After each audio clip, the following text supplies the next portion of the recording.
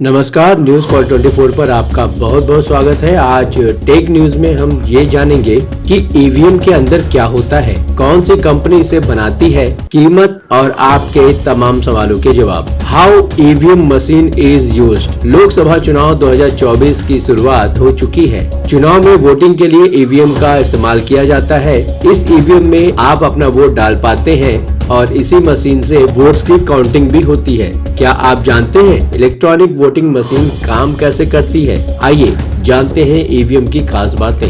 देश में 19 अप्रैल से आम चुनाव की शुरुआत हो चुकी है। चुनाव में ईवीएम का बहुत महत्वपूर्ण रोल होता है। वैसे तो ईवीएम हर बार राजनीति का शिकार होती है। सभी आरोपों के बाद भी ईवीएम देश को नई सरकार देने में मदद करती है। इसका इस्तेमाल दूसरे चुनाव में भी होता है। ईवीएम यानी इलेक्ट्रॉनिक वोटिंग मशीन का इस्तेमाल लोकसभा और विधानसभा चुनाव में शुरू कैसे हुआ? ईवीएम ने भारत में बैलेट पेपर के इस्तेमाल को रिप्लेस किया है। इलेक्ट्रॉनिक वोटिंग मशीन पर कई बार आरोप लगे हैं, लेकिन आज तक कोई इसे सिद्ध नहीं कर पाया है। इन आरोपों के बाद इलेक्शन कमीशन ने voter verified paper audit trial यानी VVPAT सिस्टम को इंट्रोड्यूस किया है। हालांकि ये सिस्टम अभी पूरी तरह से लागू नहीं है। साल 2014 में इसे पायलट प्रोजेक्ट के रूप में शुरू किया गया था। कैसे हुई ईवीएम की कहानी शुरू? साल 1980 MB हनीफा ने पहली वोटिंग मशीन को बनाया था। इस वक्त इसे electronically operated vote counting machine नाम दिया गया था। इसका ओरिजिनल डिजाइन आम लोगों को तमिलनाडु के 6 शहरों में हुए सरकारी एग्जीबिशन में दिखाया गया था। ईवीएम का पहली बार इस्तेमाल 1982 में केरल के उत्तर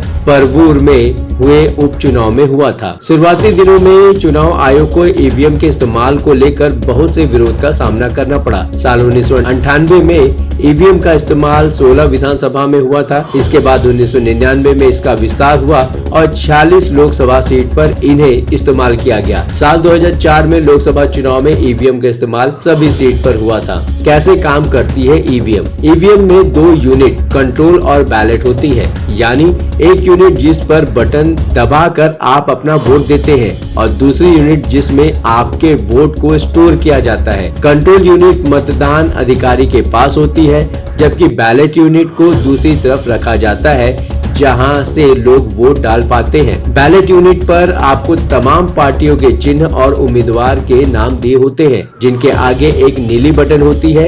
इस बटन को दबाकर आप अपना वोट डालते हैं। वहीं कंट्रोल यूनिट पर बैलेट मार्क वाला एक बटन होता है, जिसे दबाने के बाद दूसरा वोटर अपना वोट डाल पाता है। जैसे ही किसी मतदान केंद्र पर आखिरी वोट पड़ता है, पोलिंग ऑफिसर कंट्रोल यूनिट पर लगे क्लोज बटन को दबा देता है। इसके बाद ईवीएम पर वोट्स नहीं पड़ सकते। मतदान खत्म होने के बाद कंट्रोल यूनिट को बैलेट यूनिट से अलग करके रख दिया जाता है। रिजल्ट के लिए कंट्रोल यूनिट पर दिए गए रिजल्ट बटन को दबाना होता है। ये बटन कहीं गलती से दब न जाए, इसके लिए 2 सेफगार्ड भी होते हैं। इस बटन को तब तक इस्तेमाल नहीं किया जा सकता जब तक क्लोज बटन ना दबाई जाए और वोटिंग प्रक्रिया पूरी तरह से खत्म ना हो जाए। ये बटन छिपी हुई होती है और इसे सुरक्षा कारणों से सील रखा जाता है। इस सील को सिर्फ काउंटिंग सेंटर पर ही तोड़ा जाता है। ईवीएम के अंदर क्या होता है? एक्सपर्ट की माने तो ईवीएम में एक माइक्रो प्रोसेसर लगा होता है।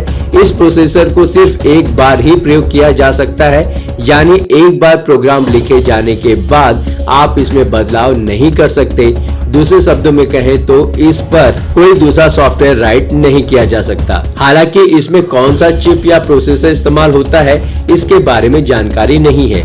ईवीएम को इस्तेमाल करने के लिए इलेक्ट्रिसिटी की जरूरत नहीं होती। ईवीएम 7.5 वोल्ट की एल्काइन पावर पैक यानी बैटरी के साथ आती है, जिसकी सप्लाई भारत इलेक्ट्रॉनिक्स लिमिटेड और electronics corporation of India limited करती है। ईवीएम के पुराने मॉडल में 3840 वोट्स को स्टोर किया जा सकता था। हालांकि इसके नए वर्जन में सिर्फ 2000 वोट से स्टोर होते हैं। ईवीएम में स्टोर डेटा 10 साल या इससे ज्यादा वक्त तक सुरक्षित रखा जा सकता है। ईवीएम की एक यूनिट की कॉस्ट लगभग 8,670 रुपए पड़ती है। पहले ये कीमत और भी कम थी। ईवीएम को 2 कंपनियां मिलकर बनाती हैं।